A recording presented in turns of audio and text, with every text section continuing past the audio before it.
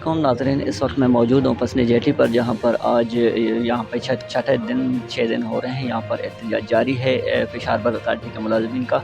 तो यहाँ पर आज अक्तो तहरीक कायद मौलाना हिदायतुर्रहमान साहब आए हैं, उनसे बात करेंगे इस सवाल से, वो मज़ीद क्या कहते हैं। अस्सलाम वालेकुम सर, आज के दौरे का मकसद क्या था आपका? जी बिस्मिल्लाहिर्रहमानिर्रहीम। आज का पसीने आने का मकसद ये, गुज़िश्ता 5 दिनों से हमारे पसीनी पेशावर के मुलाजिमीन एहतजाज पर हैं। उनकी तनख्वाहें नहीं मिल रही हैं, उनके जो अलाइसेस मराहत हैं जो खुद ही हुकूमत ने तय किए हैं, उसके बोर्ड ने तय किए, वो नहीं मिल रहे हैं। और ज़ाहिर है इस महंगाई के ज़माने में कोई मुलाजिम को तनख्वाह ना मिल रहा हो तो उसकी क्या हालत होगी, सबको पता है।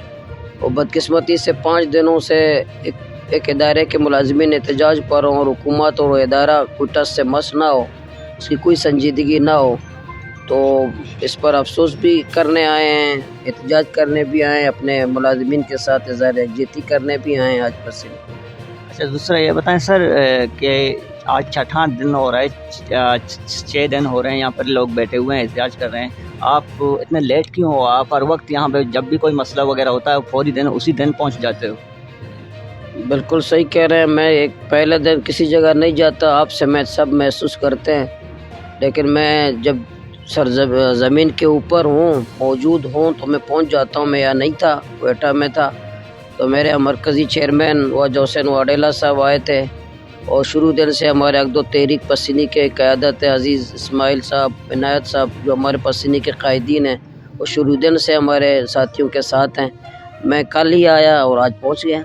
अच्छा, ये बताएं सर, जो MP साहब कहते हैं मीर मलिक अहमदी साहब, वो कहते हैं मेरे दौर हुकूमत में यहाँ पर फिशरीज़ वालों को इस तरह का कोई मुश्किलात नहीं था, उनकी तनख्वाह मंथली मिलते थे, लेकिन आप उस हवाले से क्या कहोगे?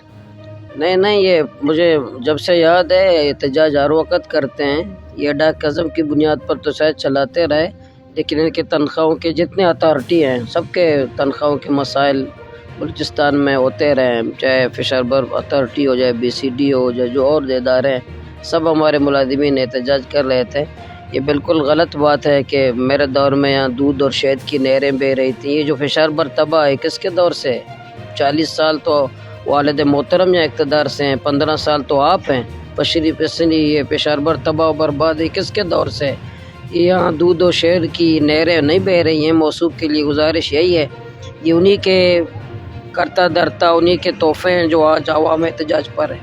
अच्छा, ये बताएं सर, आप इस दफ़ा इलेक्शन में हारे हो, अगर फॉर एग्ज़ाम्पल आप कामयाब होते हो तो पसनी के अवाम के लिए क्या करोगे? क्योंकि यहाँ हर वक्त लोग यहाँ पर आते हैं, बोलते हैं हम लोग जेटी बहाल करेंगे, आपका ये करेंगे, फिर बाद में मुकर जाते हैं। आप क्या कहोगे? फॉर एग्ज़ाम्पल नहीं, इंशाल्लाह जीतेंगे हम इंशाल्लाह। पसीनी पेशावर जो रह रहे हैं ये बहुत ज़रूरी है, माहीगीरों के लिए भी, यहाँ के लोगों के लिए भी।